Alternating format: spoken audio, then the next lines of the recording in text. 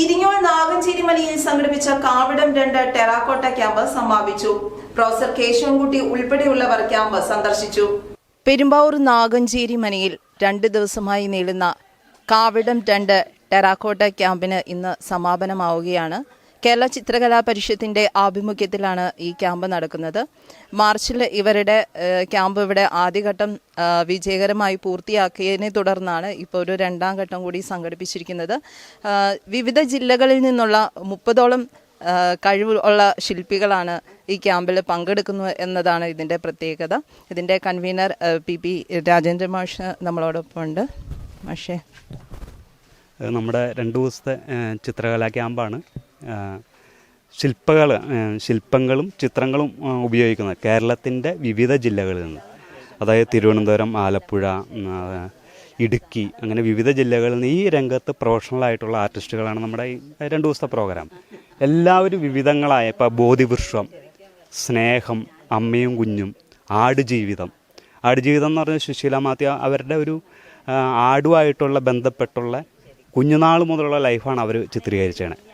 അതുപോലെ തന്നെ ഓരോരുത്തരും ജീവിതത്തിൽ അവരുടെ പ്രതിസന്ധികൾ, ദുഃഖങ്ങൾ, സന്തോഷങ്ങൾ ഇതൊക്കെ ആവിഷ്കരിക്കാൻ വേണ്ടിയിട്ട് തിരഞ്ഞെടുക്കുന്ന മികച്ച മാധ്യമങ്ങളിലൊന്ന് ഈ പറഞ്ഞ പോലെ ക്ലേയാണ്.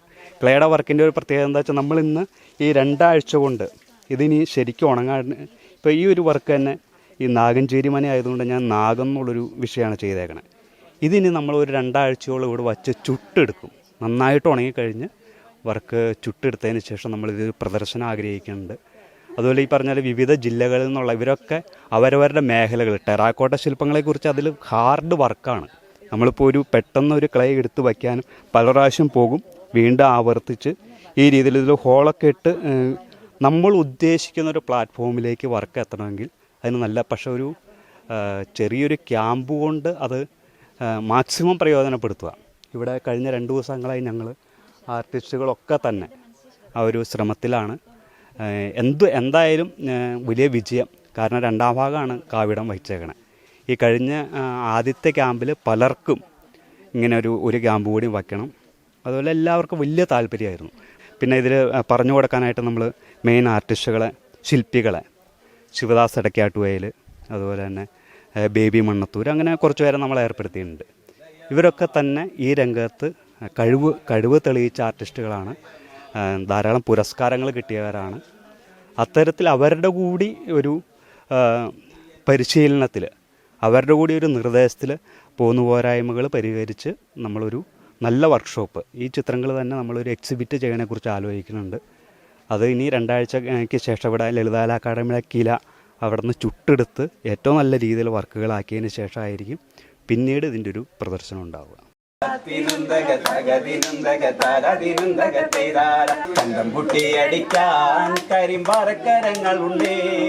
ബേബി മണത്തൂർ സാറാണ് ഇതിൻ്റെ ഇൻസ്ട്രക്ഷൻസും കാര്യങ്ങളെല്ലാം ഇവിടെ ആദ്യമായിട്ട് പങ്കെടുക്കുന്നവർക്ക് വേണ്ട ഇൻസ്ട്രക്ഷൻസ് എല്ലാം അദ്ദേഹം നൽകുന്നുണ്ട്.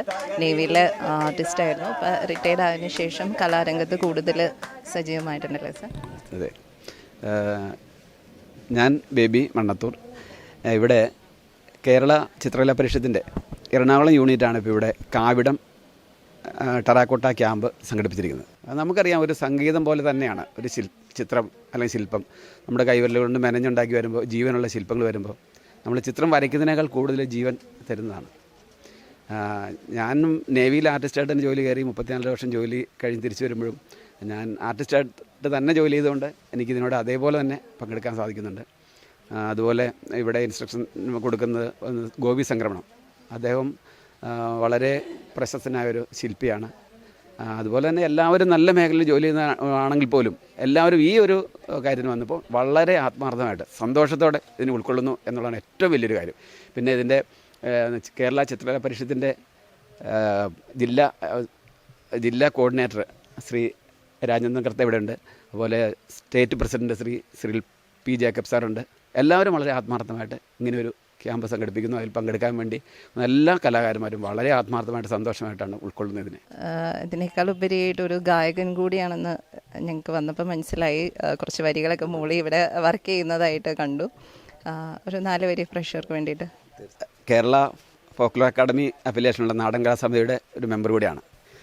തിന്താരേ തിന്തോ തകതിന്തൈ താരാ തിന്താരേ തിന്തോ തകതിന്തൈ താരാ തിന്താരേ തിന്തോ തകതിന്തൈ താരാ തിന്താരേ തിന്തോ തകതിന്തൈ താരാ തെക്കുതെക്കേ തെക്കേലൊരു ദൈവത്താനുണ്ടേ തെക്കുതെക്കേ തെക്കേലൊരു ജമ്മത്താനുണ്ടേ തെക്കുതെക്കേ തെക്കേലൊരു ദൈവത്താനുണ്ടേ തെക്കുതെക്കേ തെക്കേലൊരു ജമ്മത്താനുണ്ടേ തിന്താരേ തിന്തോ തകതിന്തൈ താരാ തിന്താരേ തിന്തോ തകതിന്തൈ താരാ ജമ്മത്തു വാഴണ മടവതിമാരുണ്ടേ മടവതിമാരവർ ഇല്ലക്കാരാണേ തിന്താരേ തിന്തോ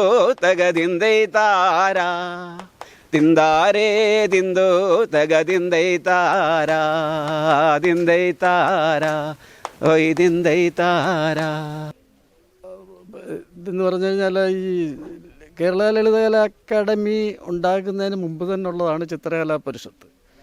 അത് ഞാൻ എൻ്റെ ചെറുപ്പം മുതലേ കേട്ടുകൊണ്ടിരിക്കുന്നതാണ്. അന്ന് വളരെ പ്രശസ്തരായിട്ടുള്ള artist P J Cheriyan, V S Valiathan, പിന്നെ സി കേര, എൻ എൻ വാര്യർ, പിന്നെ അതുപോലെ തന്നെ ഒത്തിരിയേറെ നമ്മുടെ മാവേലിക്കര കുറ്റിക്കുട്ടി സാറ്, ശേഖര സാർ, ഇങ്ങനെയുള്ള ഒത്തിരിയേറെ പ്രഗത്ഭമതികളായിട്ടുള്ള പഴയ കാലഘട്ടത്തിലെ ആർട്ടിസ്റ്റന്മാരെല്ലാവരും കൂടെ തുടങ്ങിയ ഒരു സംരംഭമാണിത്. ഒരു പക്ഷേ ലളിതകലാ അക്കാദമിയേക്കാൾ ഒരു പടി മുന്നോട്ട് പ്രവർത്തിച്ചിട്ടുള്ള ഒരു മേഖലയാണിത്. പിന്നെ ലളിതകലാ അക്കാദമിക്ക് എന്ന് പറഞ്ഞു കഴിഞ്ഞാൽ അതിന് സ്പോൺസർഷിപ്പുണ്ട്, പൈസ ഇതുണ്ട്. എനിക്കിതിൻ്റെ ചിത്രകലാ പരിഷത്തിൻ്റെ ഏറെക്കുറെ അറിയാം. സാമ്പത്തിക സ്രോതസ്സിനെ കുറിച്ചൊക്കെ എനിക്ക് ഏറെക്കുറെയൊക്കെ അറിയാം.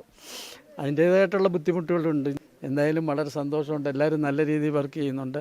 നല്ലൊരു കലാകാരൻ തൊട്ടാൽ ഏതൊരു ശിലയും ശില്പമാകും എന്നതിന് ഉത്തമ ഉദാഹരണങ്ങളാണ് ഇവിടെ ഈ നാഗഞ്ചേരിയിൽ സംഘടിപ്പിച്ചിരുന്ന ടെറാ ക്യാമ്പിൽ നിന്ന് നമുക്ക് മനസ്സിലാവുന്നത്. 30-ലേറെ കഴിവുള്ള കലാകാരന്മാർ, പ്രഗത്ഭരായവർ പങ്കെടുക്കുന്ന ഈ ശില്പശാല, ഇതുപോലുള്ള ക്യാമ്പുകൾ എല്ലാവർക്കും പ്രയോജനപ്പെടുന്നതാണ്. ഇവരുടെ കഴിവുകൾ മറ്റുള്ളവർക്ക് കാണുവാൻ വേണ്ടിയിട്ടുള്ള ഒരു അവസരമാണ് ഇവിടെ ഒരുക്കിയിരിക്കുന്നത്. ഏതായാലും ഇത് സംഘടിപ്പിച്ചിരിക്കുന്നവർക്കും എല്ലാവിധ ആശംസകളും നേരുന്നു. ക്യാമറമാൻ ജിജോ സെബാസ്റ്റ്യനോടൊപ്പം നിഷ രജീഷ്, മെട്രോ ന്യൂസ്, പെരുമ്പാവൂർ.